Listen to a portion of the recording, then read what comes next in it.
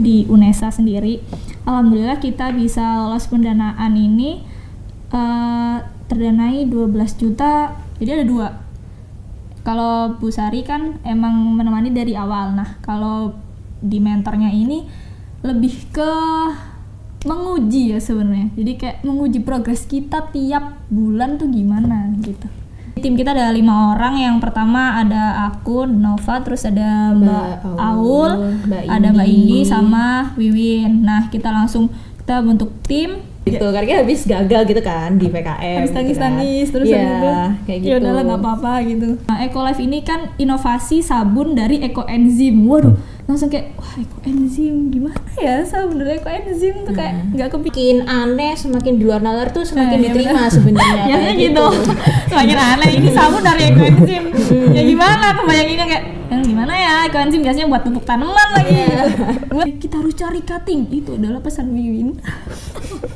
Cari backingan gitu.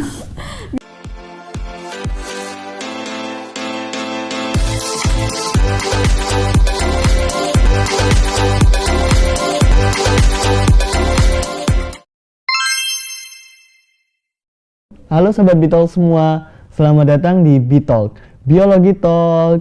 Nah, berjumpa lagi pada sesi Bitalk pada kali ini yang akan membawakan suatu topik yang sangat informatif dan juga seru, yakni P2MW. Sebelum kita bertemu dengan narasumber dari P2MW ini, perkenalkan, aku Akmal Zaki Mustaqim sebagai moderator pada sesi Bitalk kali ini yang akan menemani Sobat Bitalk di beberapa menit ke depan.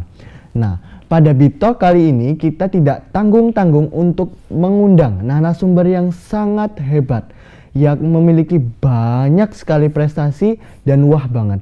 Siapa ya kira-kira?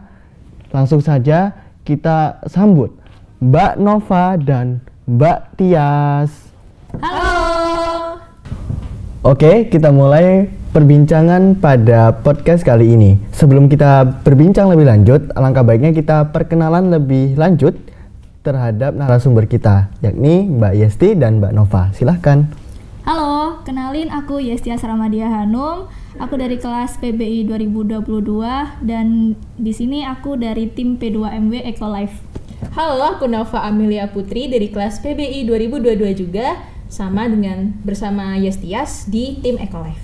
Oke, mungkin pada Sobat Bitalk ini tidak tahu, masih awam, apa sih itu P2MW? Bisa dijelaskan dari Kak Tias dan Kak Nova.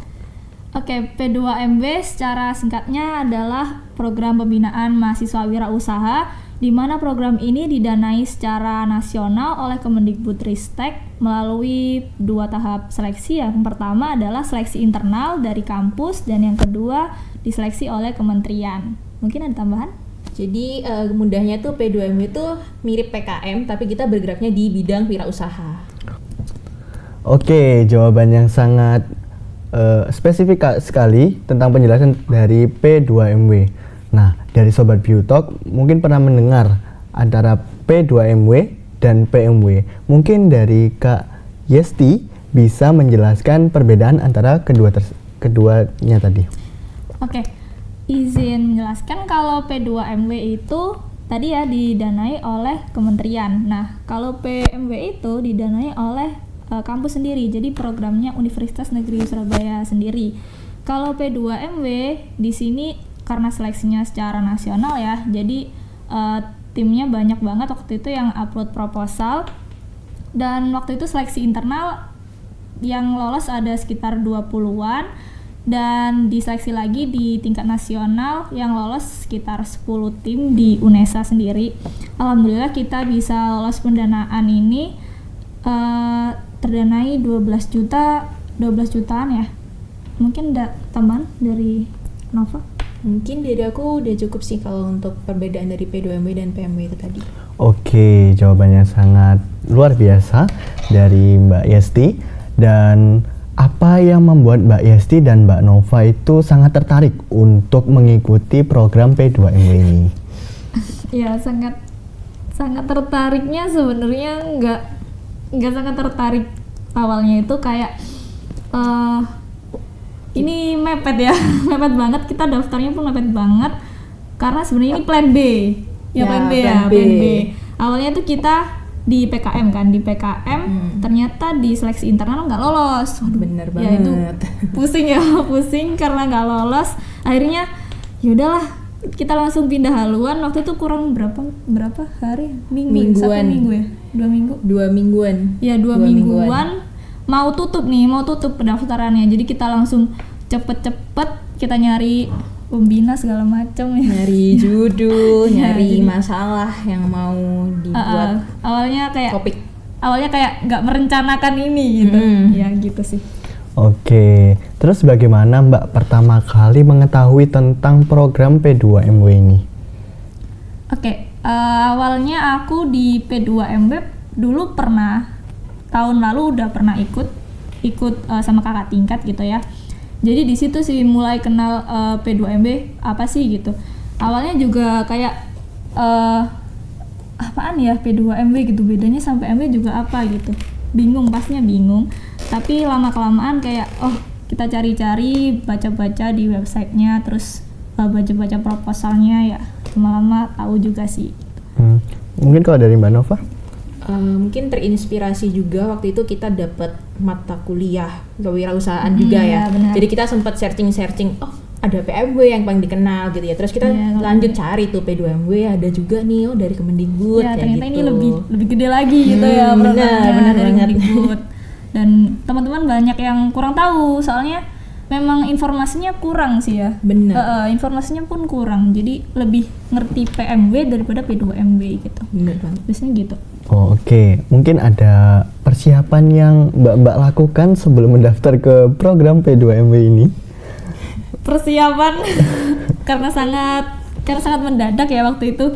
Jadi kita langsung kayak ya udah kita langsung bikin grup, kita nyari tim. Jadi tim kita ada 5 orang. Yang pertama ada aku, Nova, terus ada Mbak Aul, ada Mbak Indi sama Wiwin. Nah kita bentuk tim, kita cari ide-ide, kita brainstorming dan segala macem ya.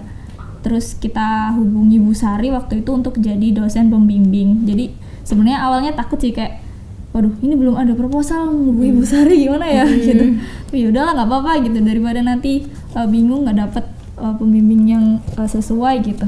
Jadi kita langsung cepet-cepet gercep sambil agak shock dikit.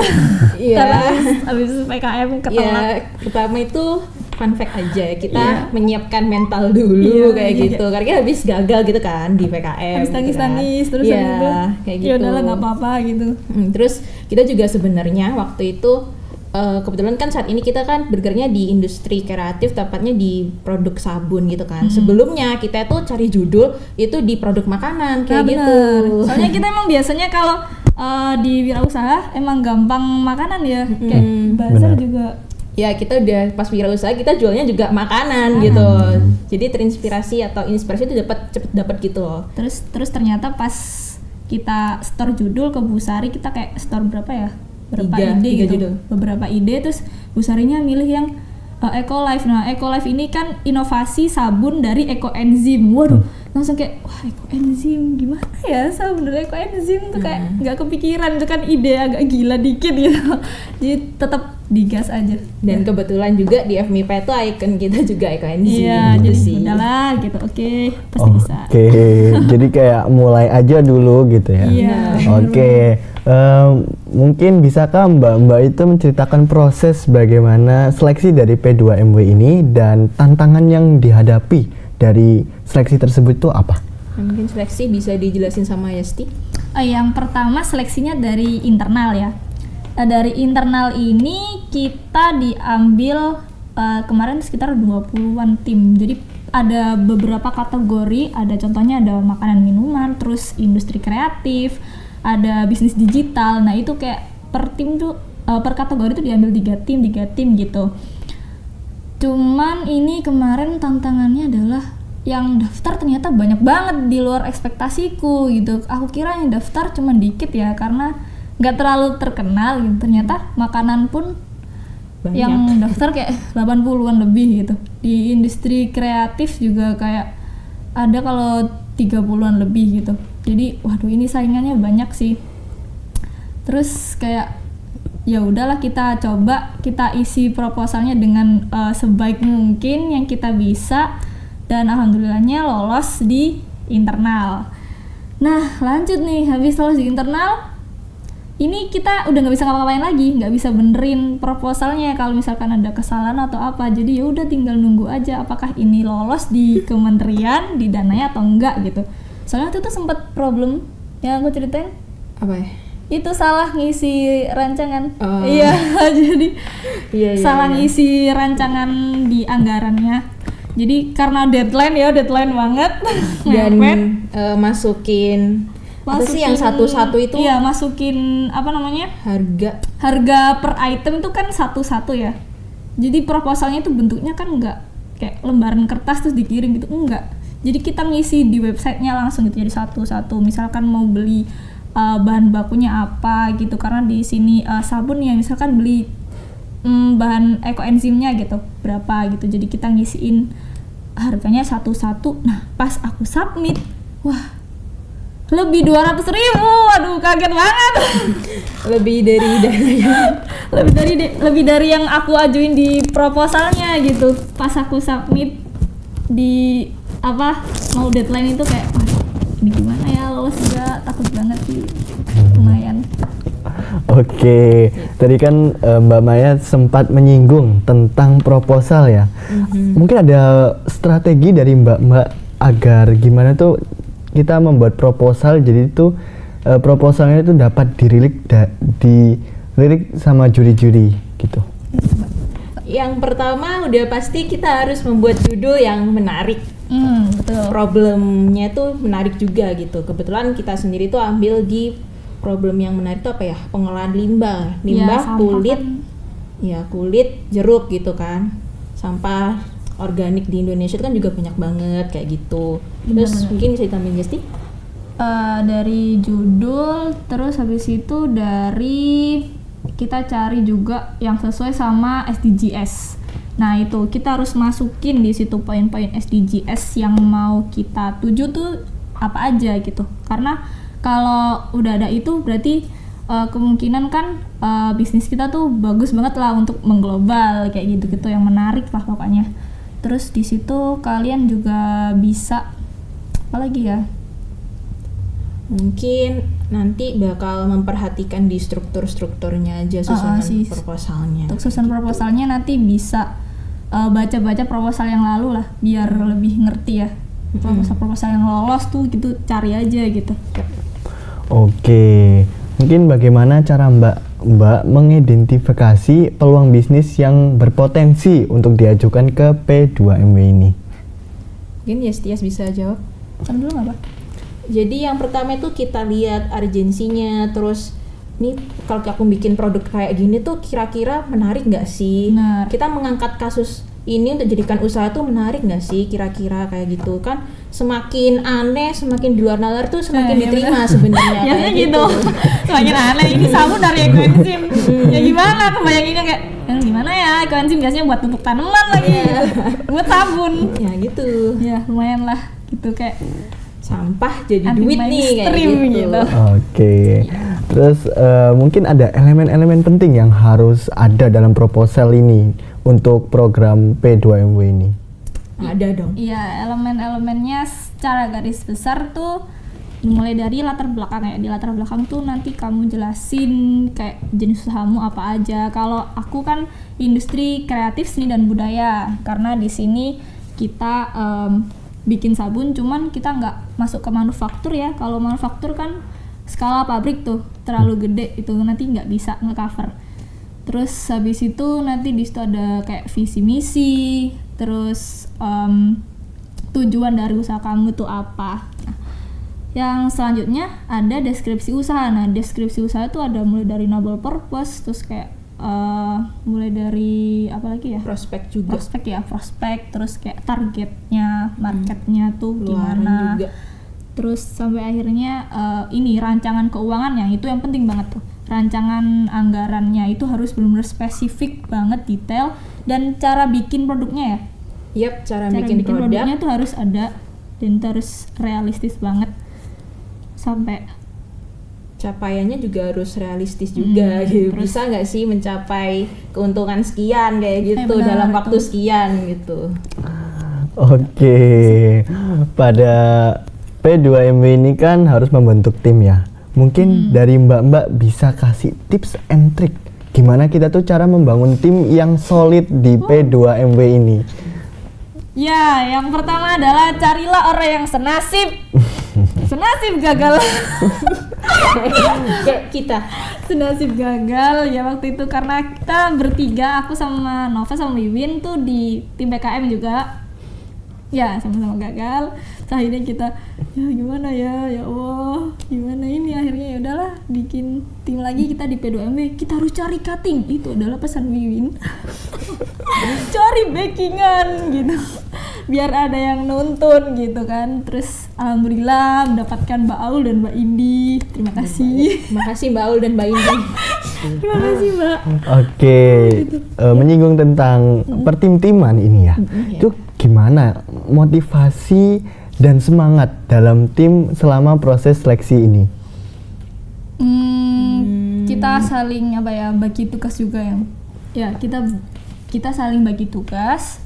Terus habis itu kebetulan Mbak Indi sama Mbak Aul kan orangnya udah berpengalaman ya di wirausaha, jadi kayak mereka sangat memotivasi kita untuk ngerjain proposalnya. Jadi mereka udah tahu kayak ini nanti bagusnya kayak gini, idenya bagusnya kayak gini gitu nggak sih? Kamu ada tambahan? Terus kayak gimana ya kita membangun hubungan yang baik sama kakak-kakak tingkat gitu loh, jadi kayak kekeluargaan kayak gitu. Nah kita juga sempet nanya-nanya dari tim Eko Kampus ya buat Eko Enzim dan segala macamnya. Jadi kita bikin jaringan lah biar gampang gitu untuk produk kita. Oke. Gitu sih. Terus apakah ada mentor atau pembimbing yang membantu Mbak dalam persiapan P2MW ini? Peran pembimbing di P2MW ini seperti apa peran mereka? Ya udah pasti ada pembimbing, tadi udah sempat aku mention. Yang pertama Bu Sari ya, Bu Sari Kusuma Dewi, ini pembimbing tim kita. Nah di P2MW juga ada mentor, jadi ada 2. Kalau Bu Sari kan emang menemani dari awal. Nah kalau di mentornya ini lebih ke menguji ya sebenarnya. Jadi kayak menguji progres kita tiap bulan tuh gimana gitu. Ada dari FEB sih mentornya.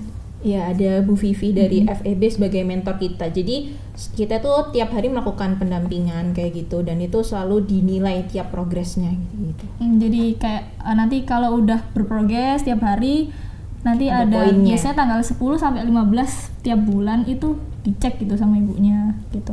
Ini nanti kamu udah sampai mana progresnya, dan itu dilaporkan ke sistemnya. Oke. Terus bagaimana cara mbak-mbak itu menyeimbangkan antara kegiatan nih ya, dari kegiatan akademis mbak-mbak, maksudnya itu kayak perkuliahan, mata kuliah, itu gimana itu menyeimbangkan ke antara dua itu yang akademis dan non akademis tersebut? Ya, yang menyeimbangkan akademis sama kegiatan P2MW gitu ya. Iya, betul. Coba Nova mungkin. Oke, mungkin di bulan ini gitu ya, maaf ya. Di bulan itu kita kan lagi libur nih. Kalau libur kan akademisnya juga nggak terlalu dong. Jadi kita maksimalkan di situ. Mau trial apa-apa, coba di hari libur itu kita maksimalin kayak gitu. Itu juga sama kita membentuk komitmen dengan sesama tim juga sih kayak gitu. Biar tetap berjalan aja kehidupan kita ya. Kalau dulu yang lebih susah tuh pas mau upload proposalnya. Nah, itu kan karena masih kuliah ya, kita udah banyak praktikum lapangan. Nggak banyak sih, 1 aja, cuman ada matkul 4 SKS, ada 3 banyak praktikumnya. Iya, banyak sebenarnya. praktikum ya. Nah itu sih kayak aduh ini gimana ya, bisa nggak ya, jadi kayak agak tertunda gitu sampai akhirnya deadline gitu untuk ngerjain proposalnya. Kalau aku sendiri kan aku di itunya ya ngerjain proposalnya itu pas bagian membuat sabunnya kayak gitu kan. Itu aku cari-cari artikel, dan sekarang kan kita bisa memanfaatkan namanya AI gitu kan untuk cari artikel itu membantu kita mempersingkat waktu gitu loh. Jadi tugas kuliah oke, P2MW juga oke kayak gitu. Biasanya itu susah ya, karena kita nggak ada yang dari jurusan kimia. Bener. Iya, nggak ada dari jurusan kimia, kita dari pendidikan biologi semua bikin sabun, nggak pernah. Ya, gitulah tantangannya. Oke, kan sudah di notice sebelumnya kalau kakak mbak-mbak ini tuh pernah gagal pada PMW. PKM. Oh iya, sorry, PKM. Nah, itu kesalahan umum apa yang sering terjadi yang dilakukan peserta P2MW atau maupun di PKM itu sendiri? Bagaimana cara menghindarinya gitu? Aku izin jawab dulu ya.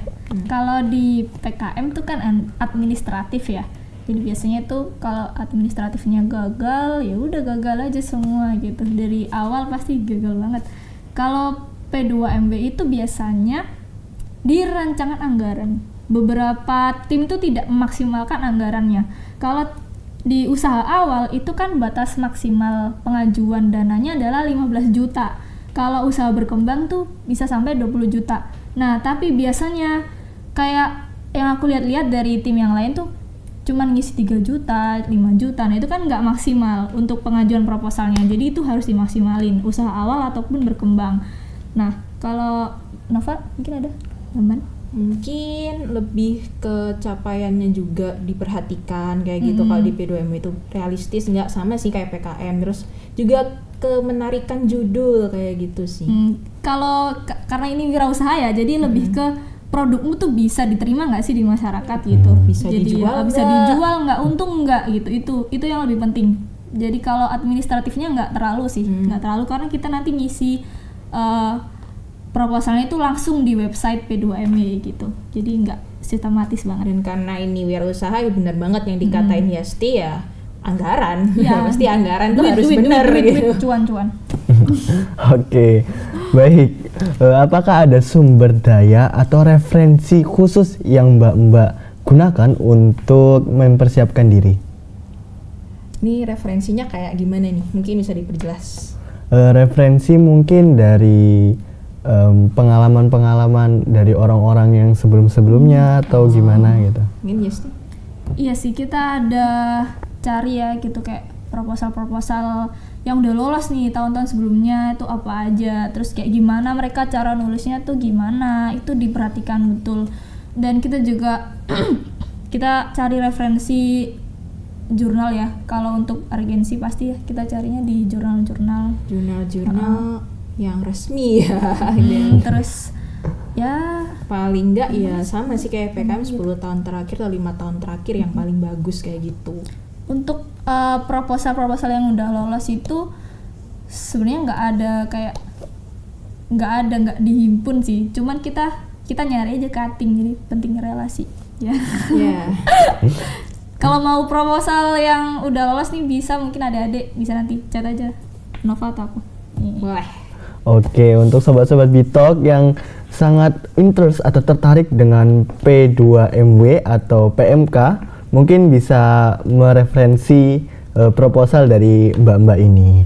Oke, terus gini mbak, bagaimana pengalaman mengikuti P2MW sehingga mempengaruhi pandangan mbak tentang wirausaha dan masa depan atau karir mbak? Aku jawab? Iya. Jadi izin menjawab ya, gimana sih P2M itu mempengaruhi apa tadi? Pandangan kita terhadap wirausaha nih. Iya. Ya, yang pertama itu karena kita bergerak bikin proposal, kita tuh tahu istilah-istilah dalam wirausaha gitu. Kita tahu analisis SWOT, kita tahu ada struktur organisasi juga di dalam berwirausaha itu, ada CEO, ada apa lagi guys? Di sini kita ada 5 C. Ada CEO, ada CMO, ada COO, ada CFO, ada CTO. Itu kalau Nova CFO, aku CEO. Mbak Aul tuh si CTO. Jadi kayak bagian teknologinya gitu. Terus Mbak Indi tuh COO ya. COO itu produksi, bagian produksi, dan Wiwin di CMO, di marketingnya. kayak gitu. Ya, jadi kita tuh tahu struktur organisasi dan tugas-tugasnya kayak gitu. Itu kan bakal membantu banget kita kalau mau mengembangkan usaha atau membuka usaha gitu loh. Kita tuh harus kita jadi CEO nih, tugas kita kayak gini. Terus kita ada anggota, kita juga ternyata butuh anggota loh untuk membangun sebuah usaha kayak gitu.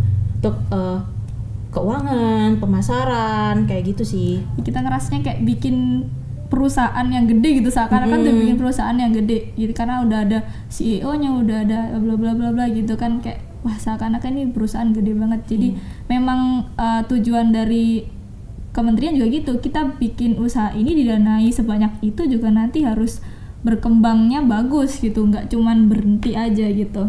Jadi itu gitu, membuka pandangan kita untuk berwirausaha gitu. Terus kita juga kenal ya orang-orang di produksi. Ya kita kenal orang di produksi, kita jadi kenal penjual-penjual, terus kita juga jadi tahu kayak tempat-tempat kita mau uji apa nih. Nah, kedepannya kan bisa kita manfaatin kalau kita mau bangun usaha sendiri. Cara nyari BPOM, cara nyari halal, terus berapa bener. harganya itu juga kan kita carinya dari sini.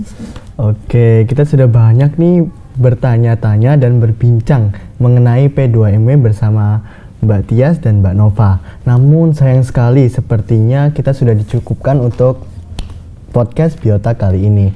Maka saya akhiri podcast Biotalk pada kali ini. Semoga perbincangan ini dapat memotivasi serta untuk teman-teman Biotalk yang ingin mengikuti P2MW. Mungkin dari Mbak Yesti atau Mbak Nova menyampaikan pesan dan kesan untuk Sobat Biotalk semua. Oke, boleh ya.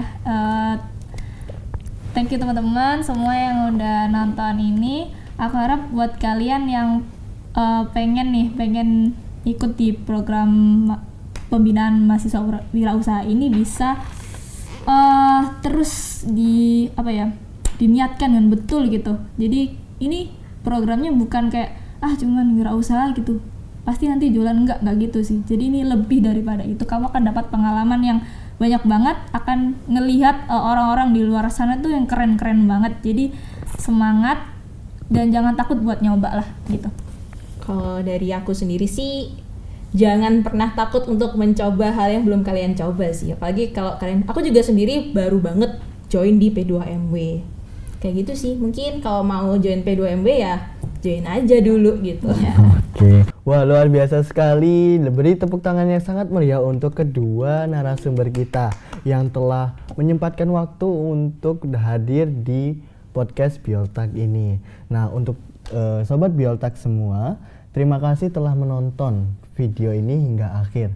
Dan untuk Sobat Biotalk, jangan lupa pantengin terus Instagram kita @hmp.penbiologinanasmerah, dan juga jangan lupa subscribe channel kita Hima Biologi Nanas Merah, dan jangan lupa nyalain loncengnya agar tidak ketinggalan informasi-informasi yang menarik dari podcast Biotalk yang lainnya. Dan podcast kali ini saya tutup dan see you.